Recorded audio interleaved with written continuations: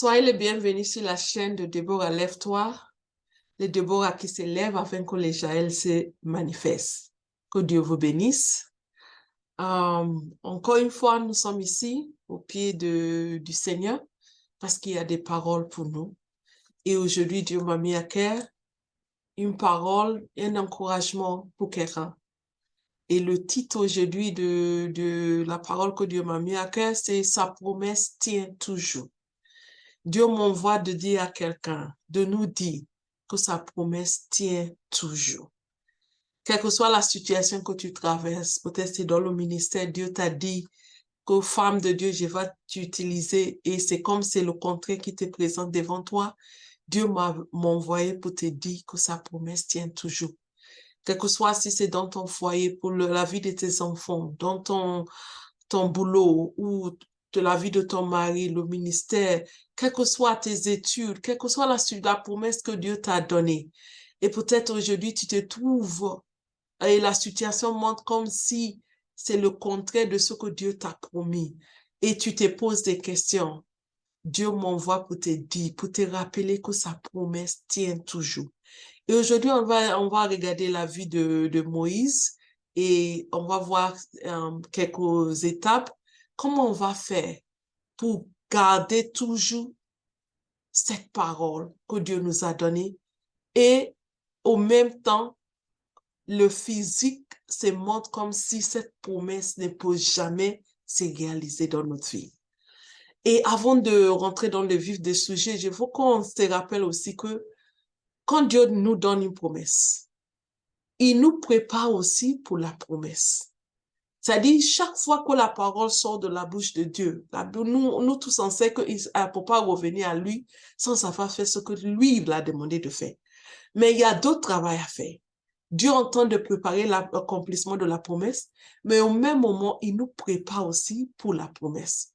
Parce qu'il y a beaucoup de gens, quand Dieu a la promesse, il attend, il reste passif. Non, on ne doit pas rester passif. C'est le temps qu'on doit demander à Dieu. Comme les enfants des parents de Samson. Quand l'ange revient, qui nous dit comment on doit faire pour élever ces enfants, qu'on doit préparer à l'arrivée de cet enfant. Nous aussi, quand Dieu nous donne une promesse, on doit retourner vers Dieu pour dire, Seigneur, qu'est-ce que tu veux que je fasse en attendant la réalisation de cette promesse? Parce que quand j'ai dit, Dieu prépare la promesse, mais en même temps, il nous prépare pour la promesse. Et on va commencer avec la vie de nos frères Moïse. Nous tous, on connaît l'histoire de Moïse, mais on voit que Dieu va envoyer Moïse. Dieu va lui donner sa promesse. Et Dieu va dire, maintenant, va, je t'enverrai auprès de Pharaon et tu feras sortir d'Égypte mon peuple, les enfants d'Israël.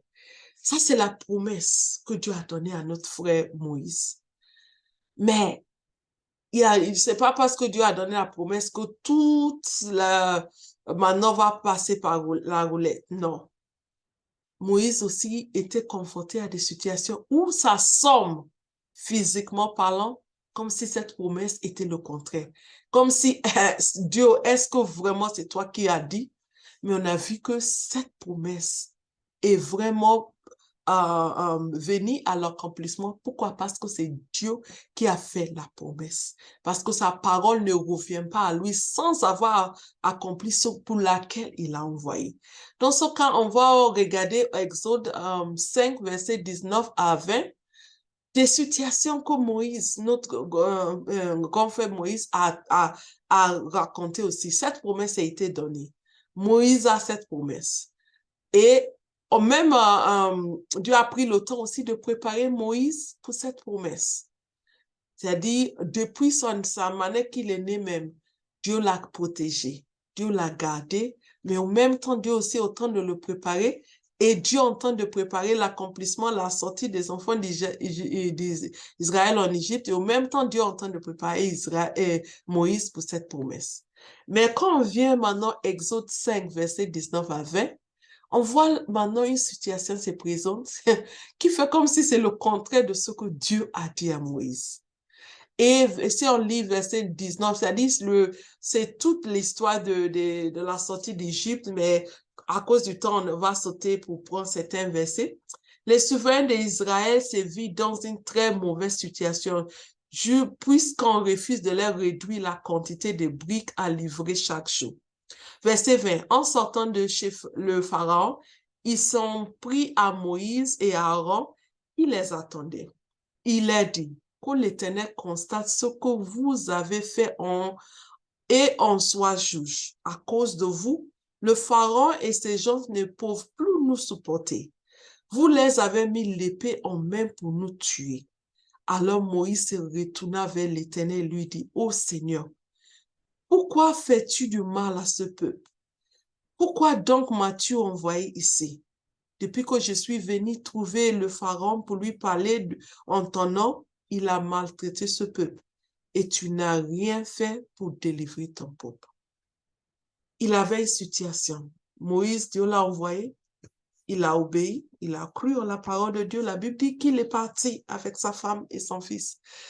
Il est venu et comme Dieu avait dit que ton frère va se trouver en route, tout s'est bien passé, il est venu, il a parlé à des enfants d'Israël où tous étaient contents. En fait, Dieu a pensé à nous. Il s'est présenté devant Pharaon. Ah, vraiment, il a délivré la parole de Dieu que Dieu lui a donnée. Et ce qui est normal, c'est que Pharaon va obéir, les choses vont améliorer pour les enfants d'Israël, mais au contraire. Maintenant, les pharaons disent que maintenant, ok, c'est parce que vous avez du temps. C'est à cause de ça, quand on vous livre, vous entendez parler de sortie. Maintenant, vous allez partir chercher des matériels et vous allez aussi faire des briques pour nous. Dans ce cas, c'était une dure servitude maintenant qui est venue sur les enfants d'Israël. Servant de Dieu, maman, femme de Dieu, ma sœur, est-ce que tu te trouves là comme Moïse? Dieu m'envoie pour te dire aujourd'hui que sa promesse tient toujours. Quelle que soit la situation, Moïse aussi a traversé là, les enfants d'Israël aussi ont traversé. Où un moment, ils étaient contents, ils étaient en train de se réjouir, enfin Dieu a pensé à nous. Et voici la situation.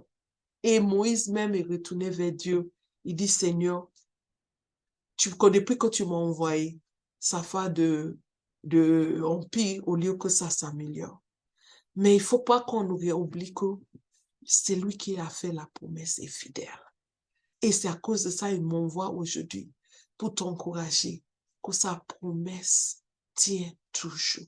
Ce que Dieu t'a dit, il sait, il veille sur sa parole. Et on a vu que Dieu n'a pas pris le temps même de répondre à Moïse quand on va dans Exode 6. Il a donné encore l'instruction parce que pour Dieu, c'était déjà fait. C'était parce que c'est sorti de sa bouche. C'était une affaire déjà conclue. Dieu va lui donner encore des instruments et des instructions pour partir à faire des choses qu'il doit faire. Et quand on saute maintenant, on voit Exode 14, 14 à 16, se trouve une autre situation. Après toutes les flueurs qui étaient passées, maintenant les enfants de Pharaon, même à chasser les enfants d'Israël d'Égypte. Les enfants d'Israël maintenant se trouvent, et la Bible a dit que Dieu n'est pas fait passer par un autre chemin, il les a passés par là, c'est Dieu même.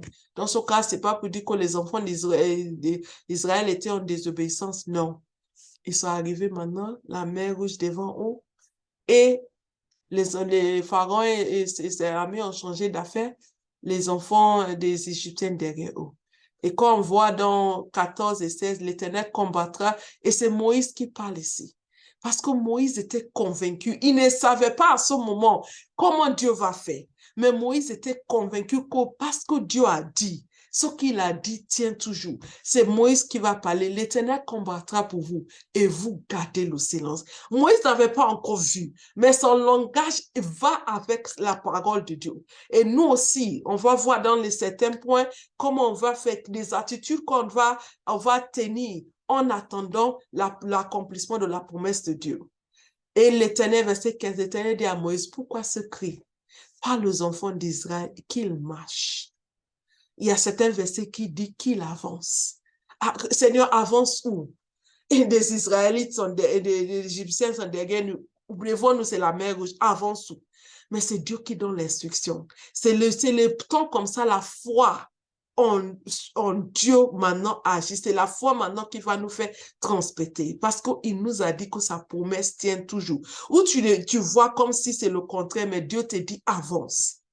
Et Dieu va donner instruction à Moïse. Toi, lève ta verge, étends ta main sur la mer et fonde-la. Et les enfants d'Israël entrant au milieu de la mer sec.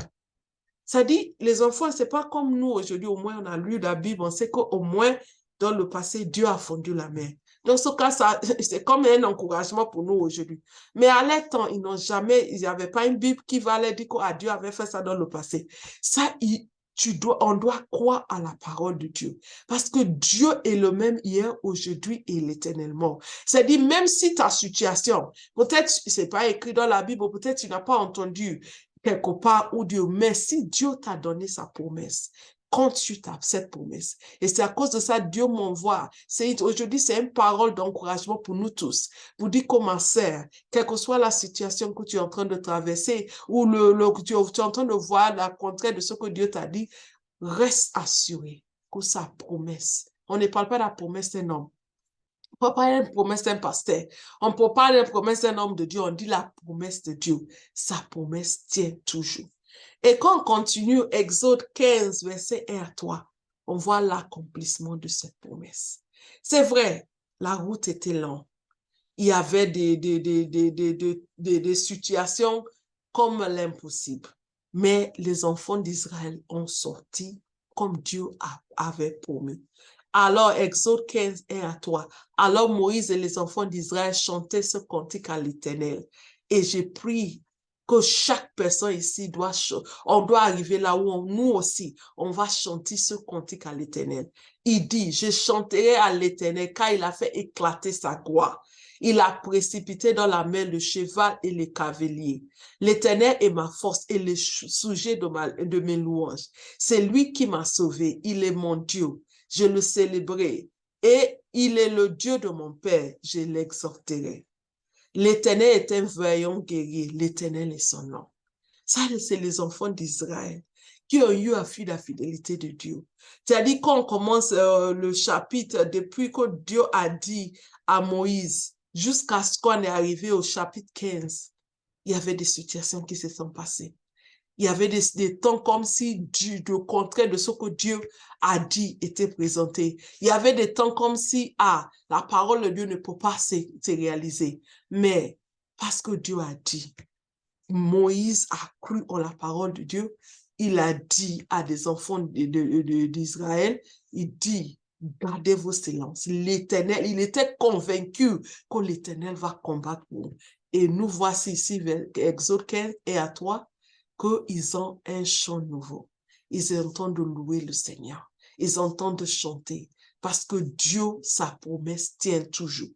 Et ça, on a regardé la vie de nos frères Moïse et les enfants d'Israël, comment Dieu les a donné une promesse. Et des situations se sont passées, mais Dieu, qui tient toujours à sa promesse, a fait accomplir cette promesse pour eux. Dans ce cas-là, on va regarder 5 points. Comment nous aussi, on va garder cette parole je ne sais pas pour toi, peut-être combien d'années que Dieu t'a donné la promesse.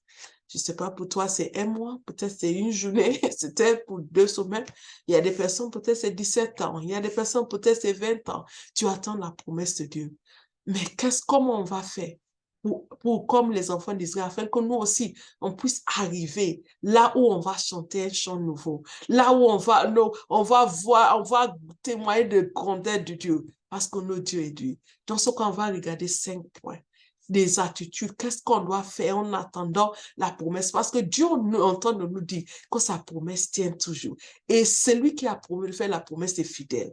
Dans ce cas, premier point, croyez la parole de Dieu. On doit croire la parole de Dieu. Comme Moïse a fait, les enfants d'Israël a fait, nous aussi on doit croire. Si on voit dans Psaume 33, verset 11, il dit, des desseins de l'Éternel subsistent à toujours, et les projets de son cœur de génération en génération. Servant de Dieu, femme de Dieu, qu'est-ce que Dieu t'a dit? Peut-être Dieu t'a dit des choses où tu entends de regarder et tu dis, comment il va faire pour accomplir ça?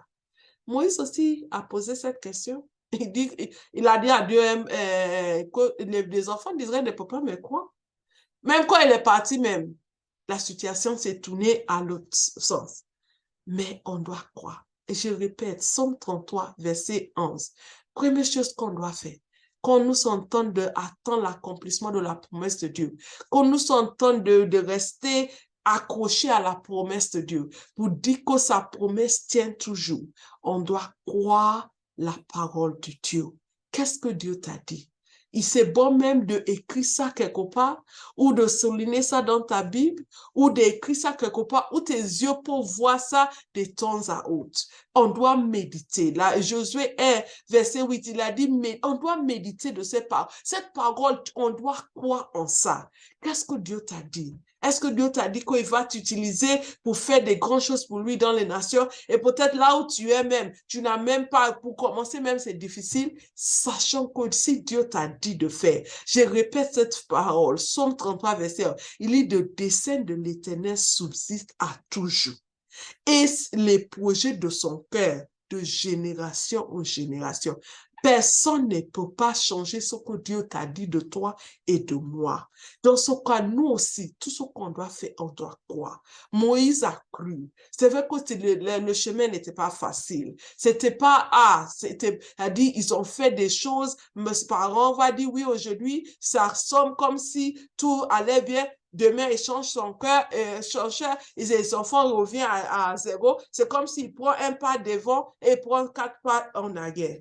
Mais Dieu m'a envoyé pour te dire, crois sur sa parole, parce que sa promesse tient toujours. Dans ce cas, le premier point, pour nous encourager, pour dire que si Dieu t'a donné cette promesse, servante de Dieu, femme de Dieu, jeune fille, peut-être Dieu t'a dit, garde-toi pur, et tu vois, et je vais prendre soin de toi.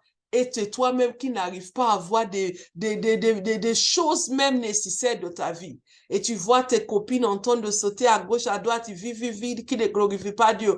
Et l'ennemi entend de te dire, est-ce que ce que tu es en train de faire même c'est bon. Regardez comme tu souffres. Dieu m'envoie pour te dire, jeune fille, continue de te garder. Maman, continue de prier pour cet enfant. C'est comme si plus tu pries, plus l'enfant devient d'autres choses. Ne se fatigue pas. Continue de te prier parce que c'est lui qui a fait la promesse est fidèle. Et il a dit, c'est dessein. On ne dit pas dessein de ton pays. On ne dit pas même dessein de ton mari. On ne dit pas dessein de ton dénomination. Ça peut changer à un jour à un autre. Il n'y a pas dessein d'un politicien de ton pays. On dit le dessein de l'Éternel subsiste à toujours. Qu'est-ce que Dieu t'a dit? Il faut que tu crois. Même si tu vois le contraire comme des enfants d'Israël, même si c'est le temps que tu vas partir tuer Pharaon, que Pharaon maintenant va redoubler la souffrance des enfants d'Israël, sachant que ces projets de son cœur, il est là de génération en génération. Dans ce cas, le premier point, pour garder la promesse de Dieu et pour réaliser que sa promesse tient toujours, c'est de croire la parole de Dieu. Crois la parole de Dieu. Qu'est-ce que Dieu t'a dit? Il faut le croire de tout cœur. On va sur le deuxième point. Méditer et confesser la parole de Dieu. Maman, tu ne peux pas être en train de prier pour l'enfant et tout le temps, tu appelles l'enfant, toi, tu es bête. Toi, viens ici et tu dis les mots qui n'est pas. Tu vas, il faut qu'on réalise que chaque parole, c'est une prière. Chaque parole qu'on fait, c'est une prière. C'est pas quand nous sommes là en train de prier. Chaque chose qu'on dit de nos paroles, de nos bouches, c'est une prière. Donc, ce qu'on doit méditer et confesser la parole de Dieu. C'est-à-dire, ton mari, tu es en train de prier pour ton mari et tu vois que c'est là maintenant, peut-être il avait une copine. Maintenant, il a ajouté 2 copines. Et maman, tu commençais à dire, ce monsieur ne change jamais. C'est un impudique. Non, maman. Continue de prier. Peut-être tu es en train de prier pour le salut de quelqu'un. Plus tu pries et plus cette personne devient d'autres choses. Non, il ne faut pas dire que, c'est lui-là. Non. c'est pas la peine de prier pour lui, continuer. Donc peut-être tu es en train de faire du bien et tu vois que c'est le contraire, quand de continue. Si c'est Dieu qui t'a dit de faire, fais-le. Tu ne fais pas. Il y a quelque chose que Dieu m'a appris. Quand tu fais quelque chose, fais à Dieu, ne fais pas à l'homme. Si tu fais à l'homme, tu seras découragé. Parce que l'homme va te payer parfois avec des choses qui vont te décourager. Tout ce qu'on fait, fais à Dieu. Ne fais pas pour l'homme, même pour ton pasteur, même dans le ministère. Ne fais pas ni pour ton mari, ne fais pas ni pour ton pasteur, ni pour ta domination. Fais pour Dieu. Parce que si tu fais pour l'homme, tu risques de ne pas terminer ce travail que Dieu t'a donné. Et on va voir 2 Corinthiens 4, verset 13. Et comme nous avons le même esprit de foi qui est exprimé dans cette parole de l'Écriture, j'ai cru, c'est pourquoi j'ai parlé. Nous aussi, nous croyons et c'est pour cela que nous parlons. Nous parlons. Que nous parlons. Dans ce cas, c'est avec conviction et foi qu'on doit parler. On doit parler par la foi. C'est-à-dire, il faut qu'on parle par la foi. La semaine passée, j'étais dans une conférence et chaque fois que je veux présenter notre mission, les gens disent, ah, ils ne connaissent pas tellement notre mission. Et la première question, j'ai dit, ah, ok, nous sommes une petite mission. La deuxième présentation a fait, et le Saint-Esprit m'a repris au même temps. Parce que je sais ce que Dieu m'a dit par rapport à notre mission. Et j'étais en train de parler contre la parole de Dieu. Et j'ai demandé pardon. La troisième fois que j'ai l'opportunité à présenter notre mission, je n'ai pas présenté comme une petite mission. Je les ai présentés comme une mission qui grandisse. Parce que je connais la promesse que Dieu m'a donnée par rapport à notre mission. Dans ce cas, j'étais en train de partir contre la parole de Dieu. C'est vrai que on peut dire, ah, c'est une seule présentation. Non. Ça dit chaque fois qu'on dit, maman, regardez cet enfant. Il est en train de faire toutes des mauvaises choses. Déclarez à la vie de cet enfant que cet enfant, toi, tu vas faire quelle que soit la chose que Dieu t'a dit sur cet enfant. Prononcez ça sur cet enfant. Prononcez ça sur le corps de Christ. Prononcez ça sur l'Église. Aujourd'hui, nous-mêmes, nous les chrétiens, Dieu a attiré mon attention aussi. On dit que l'Église est comme ça, l'Église est comme ça, l'Église est comme ça. Mais est-ce que Dieu nous a donné la promesse pour l'Église? Il faut que nous aussi, on prononce la parole de Dieu.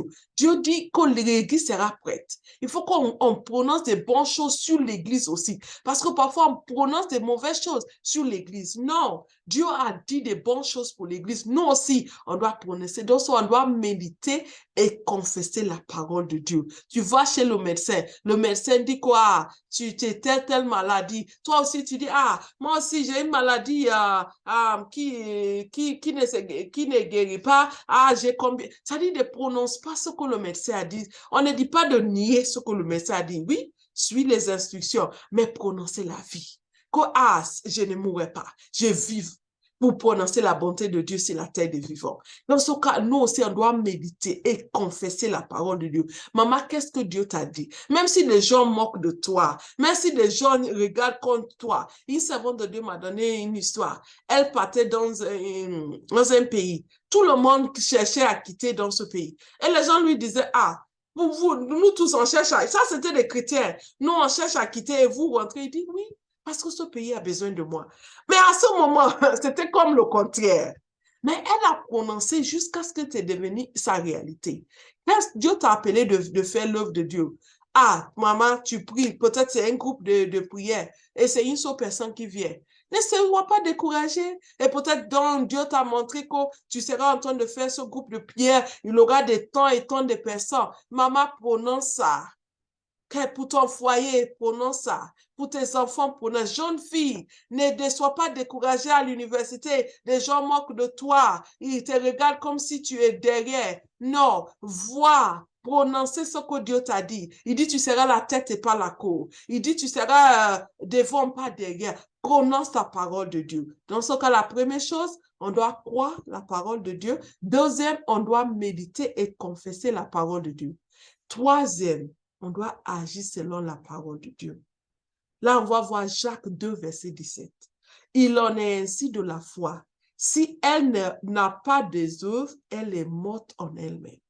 Quand on attend l'accomplissement de la parole de Dieu, parce que Dieu m'envoie pour nous encourager, pour dire que sa promesse tient toujours, Dieu va nous donner les instructions. Si on retourne pour voir des enfants d'Israël. Donc, Exode 15 est à toi, où ils étaient devant la mer Rouge, derrière les Égyptiens. Dieu va donner une parole. Non, c'était Exode 14, excusez-moi, Exode 14 et 14 à 16. Exode 14, 14 à 16. Dieu, il dit, l'Éternel dit, d'abord, verset 15, il dit, l'Éternel dit à Moïse, pourquoi s'écrit pas les enfants d'Israël qu'ils marchent? Il y a certaines versions qui disent qu'il avance. Ah, mais il faut qu'il commence à marcher pour voir le miracle. Et maintenant, Dieu va donner une autre instruction. Dans ça, c'est pour les enfants d'Israël. Mais maintenant, Moïse va avoir pour lui ses instructions. Toi, lève ta verge, étends ta main sur la mer et fonde-la. Et les enfants d'Israël entrent au milieu. Quand ils entendent marcher, quand les enfants d'Israël entendent marcher, la mer rouge était toujours là.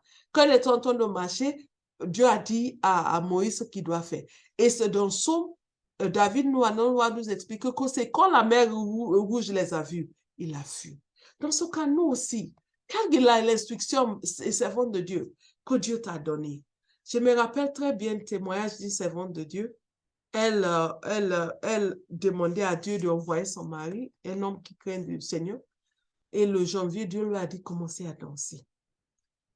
Elle dit que janvier, elle a dansé. Février, elle a dansé. Elle a dansé mars, avril, mai, juin, juillet, août, elle a dansé. Vers milieu août, l'ennemi va envoyer un homme divorcé. Elle a dit non, Seigneur, c'est pas ça que ça tu m'as dit de danser. Et c'est en septembre que son mari s'est manifesté. Mais elle a dansé. Imaginez si elle avait dansé janvier, février, mars, elle a arrêté. Ou elle avait dansé des autres jours, elle a arrêté, mais elle a dansé jusqu'à...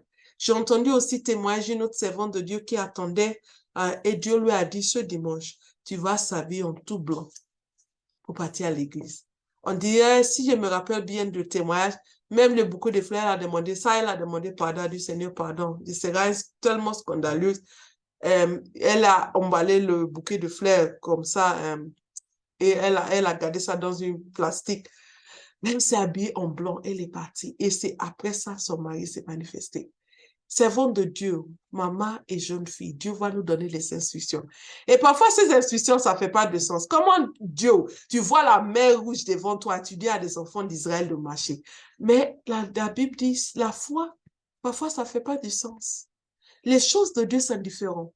Il dit, il en est ainsi de la foi, Jacques 2, verset 17. Si elle n'a pas si elle n'a pas les œuvres, elle est morte en elle-même. Dieu va nous déposer les questions. Dieu va nous donner des instructions par rapport à ton ministère, par rapport à ce que Dieu t'a dit. Peut-être Dieu va t'envoyer vers un peuple. Tu n'as pas tous les moyens pour partir. Tu dis, ah Seigneur, non, moi j'attends que j'ai tout. Si Dieu, la stratégie que Dieu veut utiliser pour toi, c'est en route, tu vas avoir l'argent. Si tu restes à la maison, tu vas penser que Dieu est infidèle. Non. Mais pour toi, il y a certaines personnes, Dieu va leur donner tout.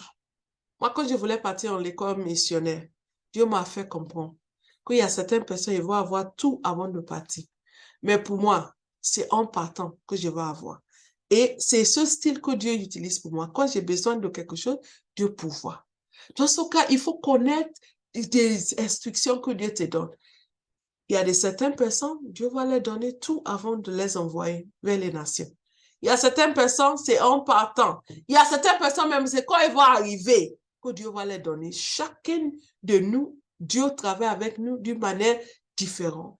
Et on a vu la mer rouge, Dieu a dit commencer à marcher et la mer s'est fondue. Mais quand ils arrivaient au Jourdain, Dieu les a dit, mets ton pied d'abord avant que là. Dans ce cas, il faut qu'on soit à l'écoute pour les instructions. Agis selon la parole de Dieu. Quelles sont les instructions? Les instructions vont venir. Dieu te dit, fais ça, fais ça, fais ça, fais ça.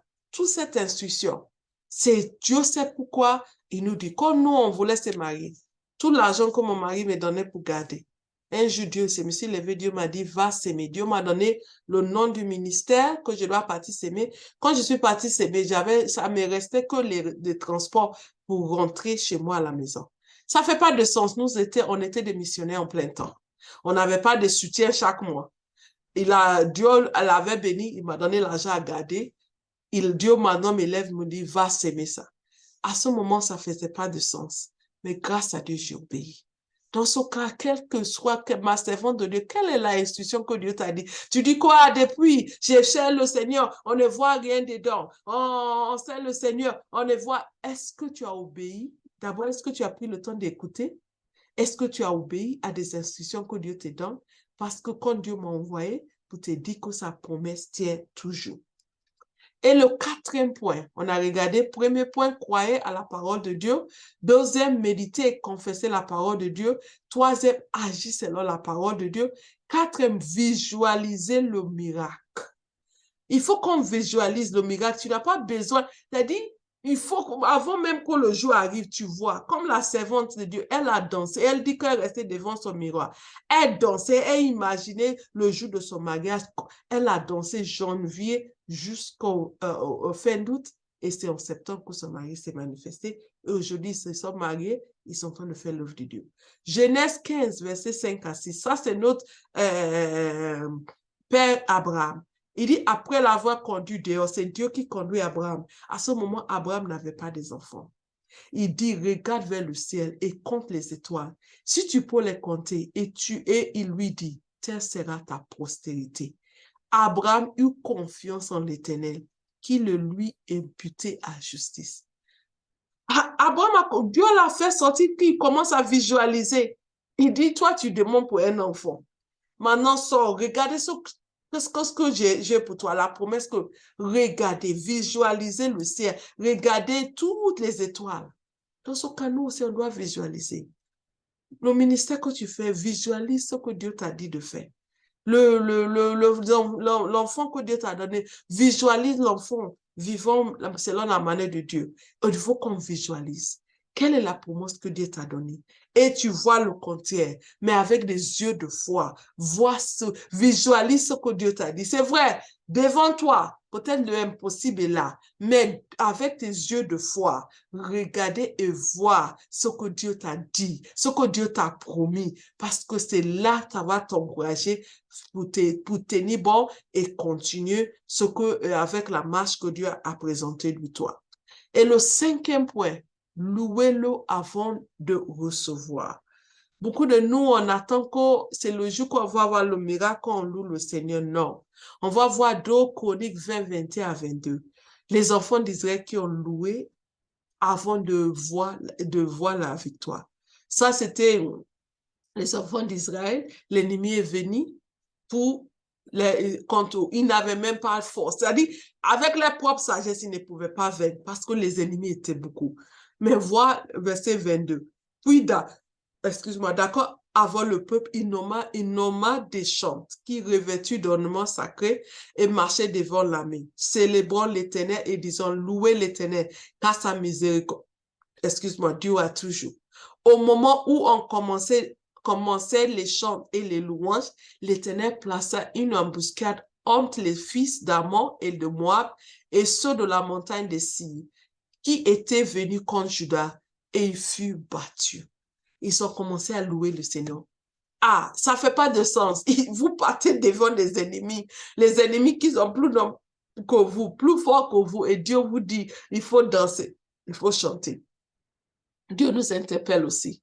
S'il vous plaît, servant de Dieu, s'il vous plaît, jeune fille, il faut qu'on le loue avant de recevoir. Pourquoi? Parce que quand on retourne sur le premier verset, le verset sur le premier point, on doit croire. Parce que Psaume 33, verset 11, dit, les desseins de l'Éternel subsistent à toujours et les projets de son cœur de génération en génération. Et c'est cette parole que Dieu m'a donnée pour nous donner aujourd'hui. Pour dire que sa promesse tient toujours. Il est temps de nous préparer pour notre promesse. C'est comme si quelqu'un veut partir, c'est des gens qui font du sport. Si la personne se réalise qu'il va courir, il va faire 200 mètres, ça prend du temps de préparation avant le jour J. Ce n'est pas le jour J. Si la personne n'est pas préparée, même si l'opportunité vient, il va rater l'opportunité. C'est la même chose. Dieu nous aussi nous prépare pour la promesse qu'il a prévue pour nous. Dans ce cas, ma soeur, c'est une parole d'encouragement. Dieu m'envoie pour te dire que sa promesse tient toujours. Quelle que soit la situation, Ne regarde pas à ce que tu vois. On a vu la vie de Moïse, des enfants d'Israël. Il y avait des situations qui se sont venues devant eux, qui c'était le contraire de ce que Dieu a dit. Mais comme la parole de Dieu nous encourageait, ils ont croyé la parole de Dieu. Deuxième, ils ont médité et confessé. Moïse les a dit, tiens, garde le silence, Dieu combat. Il ne savait pas à ce moment comment Dieu va le faire, mais il était convaincu. Et on doit aussi agir selon la parole de Dieu. On doit le visualiser et maintenant on va le louer avant de le recevoir. Dans ce cas, que Dieu vous bénisse, mais on ne peut pas terminer sans donner l'occasion à quelqu'un. Parce que où nous sommes, personne ne connaît pas combien de jours qu'il lui reste, ou combien de heures qu'il lui reste, ou combien de minutes qu'il lui reste. Dans ce cas, si tu entends d'écouter ce message et que tu n'as pas encore accepté Jésus-Christ comme ton sauveur, parce que la promesse éternelle que Dieu nous a donnée, c'est le salut. C'est vrai, Dieu pour nous promis des bonnes choses sur cette terre, parce que c'est un Dieu fidèle. Il prend soin de nous ici. Mais il t'a donné une promesse de vivre avec lui éternellement. Et aussi, il t'a donné les moyens, comment faire pour que tu rentres en possession de cette promesse.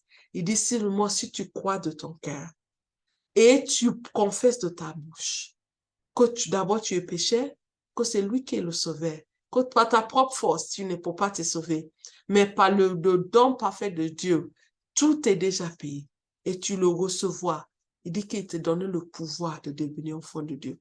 Dans ce cas, s'il y a quelqu'un ici qu'il faut faire accepter cette promesse éternelle, qu'il faut rentrer en possession de cette promesse éternelle que Dieu nous a promis à nous tous, qui répète avec moi, Seigneur Jésus, je viens à toi. Je demande pardon pour tous mes péchés. Je réalise que par mes propres sauves, je ne peux pas me sauver. Et je t'accepte comme mon sauveur et comme mon Seigneur. Viens dans ma vie. Règne en moi. Sois mon sauveur. Sois mon Seigneur. Au nom de Jésus. Amen. Si tu as fait cette prière avec moi, avant que je prie pour vous, je vous dis que tu peux chercher une église qui prêche la parole de Dieu, parce qu'il n'y a pas toutes les églises qui prêchent aujourd'hui, malheureusement, la parole de Dieu. Nous ne sommes pas une église, nous sommes une mission. Ou tu peux nous envoyer un email, tu peux contacter notre site web www.sycomoremonde.org. Tu peux visiter notre site web et tu peux nous envoyer un email. Notre adresse email, c'est sycomoreevangelicamission@gmail.com. C'est en anglais, mais si vous pouvez trouver ça sur notre site web de www.sycomoremont.org. Dans ce cas, tu peux nous envoyer un email et on peut vous connecter avec une bonne église. Et on peut envoyer un email pour nous dire aussi que tu as fait cette prière avec nous. Et là, on peut vous donner encore certains livres et certaines choses qui vont vous aider aussi dans votre marche chrétienne. Dans ce cas, je vais prier pour vous. Dieu de miséricorde et de grâce, je voulais te confier tous tes enfants qui se sont donnés à toi aujourd'hui. Ils ont entendu que sans toi, ils ne peuvent pas faire la vie éternelle avec toi. Seigneur, je les présente tes mains, que tu les pardonnes les péchés, que tu les laves par ton sang, que tu les bénisses. Dirige-les vers une bonne église, là où ils vont grandir. Parce que tu ne les as pas encore seulement appelés d'être convertis, mais d'être tes disciples, des photocopies de Jésus, qui marchent comme toi, qui parlent comme toi, comme père, comme fille. Seigneur, je prie que tu les bénisses. Au nom de Jésus. Amen. Et maintenant, je vais prier pour terminer. Seigneur, je veux te dire merci pour cette parole d'encouragement que tu nous envoies, nous, tes enfants. Papa, merci parce que c'est toi qui nous aimes avec un amour éternel. Continue de nous encourager. Ceux qui sont découragés aujourd'hui, tu les encourages. Ceux qui tiennent toujours, que tu leur donnes la force de tenir ferme. Seigneur, bénis chacune de nous. Aide-nous, papa. N'oubliez pas que nous sommes la lumière et qu'on puisse briller pour toi afin que les autres puissent être attirés à toi. Nous te disons merci. Au nom de Jésus. Amen. Mes chers sœurs, à la prochaine fois, que Dieu vous bénisse. Bye.